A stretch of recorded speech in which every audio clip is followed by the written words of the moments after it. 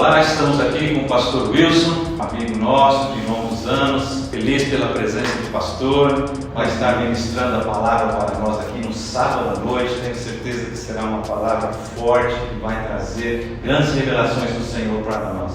Estamos aqui prestes ao início da conferência, que será de 12 a 14 de fevereiro, cujo tema é 100% Jesus, 100% discípulo. Sem a pretensão, novamente dizendo, de esgotar o assunto sobre discipulado, mas aqui bater um papo, pastor Wilson, sobre alguns pontos do discipulado, algo que possa realmente dar um norte, ajudar na prática dessa, digamos assim, dessa ordenança do Senhor Jesus, né, para o caminhar do seu povo, da sua igreja, né? Então, um ponto inicial, pastor Wilson, de falarmos é: discipular deve resultar em revelar Cristo ao discípulo, né? E também fazer com que o discípulo siga Cristo e também vá fazer discípulos, né? Sim, com certeza. Bom, uma alegria estar aqui com vocês. Obrigado pelo convite. Todos aqueles que participam com certeza vão ser abençoados, tanto nessa prévia, né, quanto também no evento, que vai ser uma bênção. Mário, o discipulado é mais do que uma estratégia, é mais do que uma questão mecânica. Quando você compartilha sobre o discipulado revelar a Cristo, isso por si só já é um tremendo benefício, já é um tremendo bônus. Em que sentido? Quando você revela a Cristo e a pessoa consegue ter uma experiência real com Jesus, no bojo dessa experiência ele vai perceber nele a eficácia da vida cristã, a manifestação do reino de Deus na sua vida.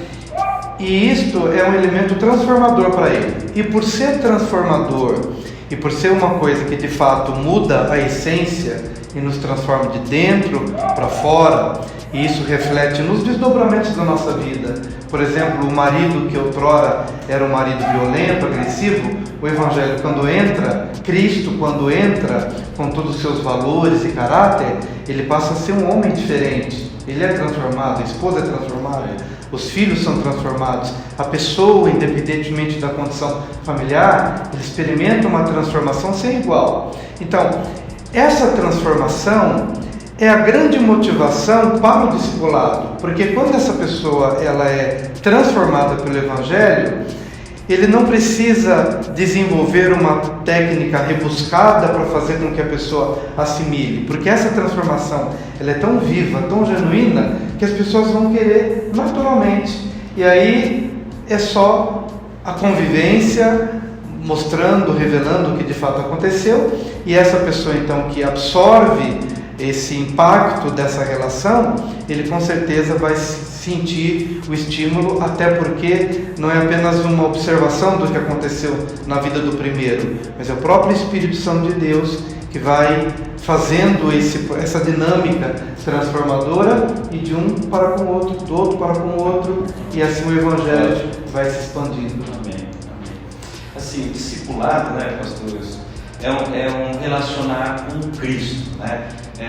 O discípulo com o seu discipulador, mas ambos revelando Cristo, né? Sim. Um aprendendo, o outro ajudando nessa formatação, nessa consolidação do discípulo.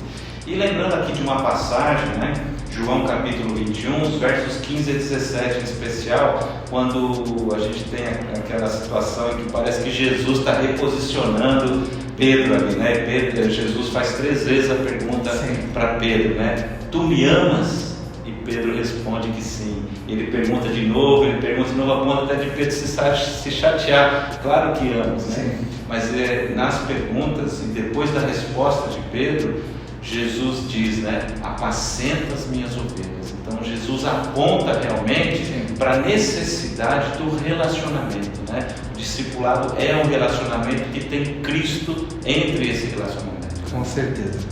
Eu penso que o desenvolvimento dessa temática do discipulado há de nos ajudar a entender que Cristo e os discípulos a quem a gente está servindo, sendo nós também discípulos, são vamos assim dizer, é uma unidade. Assim como o marido e a esposa se tornam uma só carne, que Paulo ensina que o noivo e a noiva, ou Cristo e a igreja, um só espírito, Então, fica claro para a gente que quando eu estou cuidando da noiva de Cristo, eu estou cuidando de Cristo. Por isso que quando Jesus fala com Pedro, você me ama? Então apacenta as minhas ovelhas. Ou seja, o amor que você devota a mim tem que ser o mesmo que você devota a quem é a extensão da minha vida, que é a noiva. Então, na medida em que a gente cresce nesse entendimento que cada pequenino do corpo de Cristo a quem a gente está servindo, a gente tem que servir com a consciência de que a gente está servindo a Cristo. Nós temos uma visão assim, meio de separação, olha, uma coisa, outra coisa, mas na visão espiritual, assim como o homem e a mulher se tornam uma só carne, e o noivo e a noiva, o Cristo e a igreja, um só espírito, nós precisamos também desenvolver essa visão. E o discipulado é que vai fazer com que haja essa integração. Na medida em que eu discipulo crendo que estou servindo a Cristo, não dá para dissociar uma coisa da outra. Então eu só consigo discipular com eficácia na medida em que eu desenvolvo essa relação profunda com Jesus. E o será na mesma medida e na mesma proporção em relação às pessoas. Nós até comentamos em outros bate-papos, né? O discipulador não é dono do discípulo. Sim. O discipular não é o discipulador fazer com que o discípulo seja igual a ele. Sim. Não, pelo contrário, tem que ser revelada, né? Aquele item, vamos dizer assim, genuíno da pessoa, né? Talvez até ímpar da pessoa que o Senhor deu a ela, ajudá-lo nisso para que com aquela particularidade dela, aquela singularidade dela, ela sirva a Cristo. Né? E até lembrando uma história, essa é uma história que muitos conhecem, né? Que o treinamento das pessoas que trabalham com dinheiro, né? Conhecer a nota verdadeira. Sim. E se aperfeiçoarem no conhecimento com a nota verdadeira. Não precisam conhecer o que é falso, mas conhecer aprofundadamente o que é verdadeiro é suficiente para o que é falso ser revelado quando apresenta.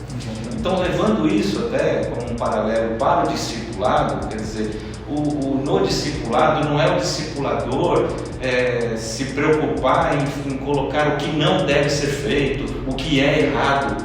Basta o discipulador dizer o que é certo, através do comportamento dele, através daquilo que Cristo já é na vida dele, porque de tanto ele mostrar o que é certo, intrinsecamente já vai ficar revelado ao discípulo o que é errado. Claro. Né? E o relacionamento fica mais saudável até. Né? Sim, eu creio assim também, Mário. E eu penso o seguinte, que infelizmente, talvez por algumas distorções a que algumas pessoas se expõem, eles acabam entendendo errado o discipulado. Acham que o discipulado é uma reprodução da pessoa, né? Do Wilson se reproduzindo numa outra pessoa. E também o outro fator de manipulação. Então, já que é o Wilson, então eu quero que você pense como o Wilson, eu quero que você seja como eu. Só é válido quando esse querer que o outro seja como eu sou possa ter a autoridade que o apóstolo Paulo teve quando ele disse: sede meus imitadores, como eu sou de Cristo. Né? Agora, se a gente quebra essa ponte da nossa relação com Cristo e quer estabelecer um discipulado só com a ponte pessoa e o outro, o discipulado, né? Ou aquele que está sendo discipulado, então perde a essência, porque na verdade o mandamento que recebemos é a reprodução de Cristo. Daí o grande desafio, né?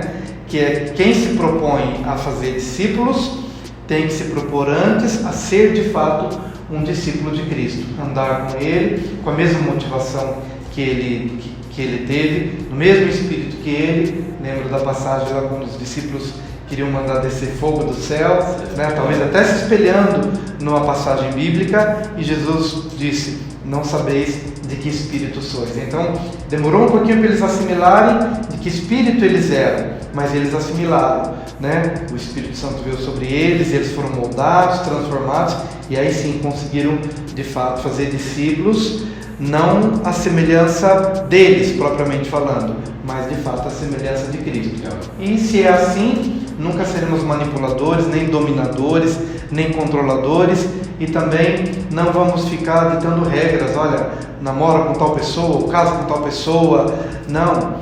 Temos que respeitar a individualidade e crer no processo de amadurecimento que o Espírito Santo está promovendo na vida daquela pessoa, né? E respeitar a autonomia dela, respeitar a individualidade dela e nos tornando modelos apenas inspiradores para que as pessoas possam também enxergar em Cristo através de nossa vida.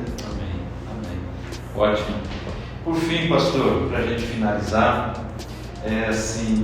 o porquê o discipulado, né? Onde está assim, a razão desse discipulado, e até tentando trazer para esse contexto nosso, não se prendendo a isso, né?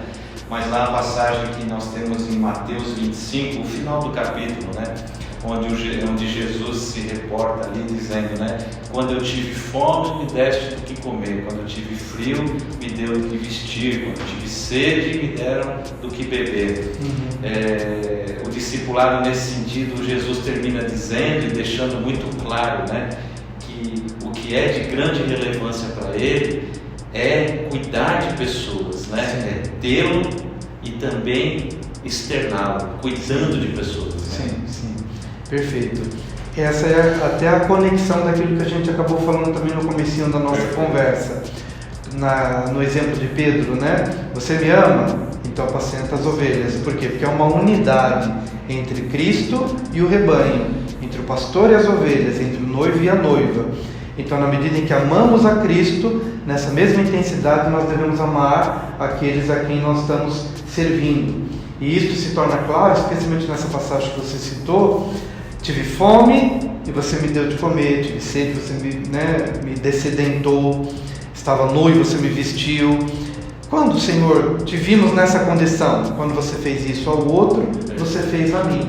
Então, o discipulado ele se torna extremamente valioso na medida em que a gente tem a consciência não apenas de que a gente está servindo as pessoas, mas que a gente está servindo a Cristo através das pessoas.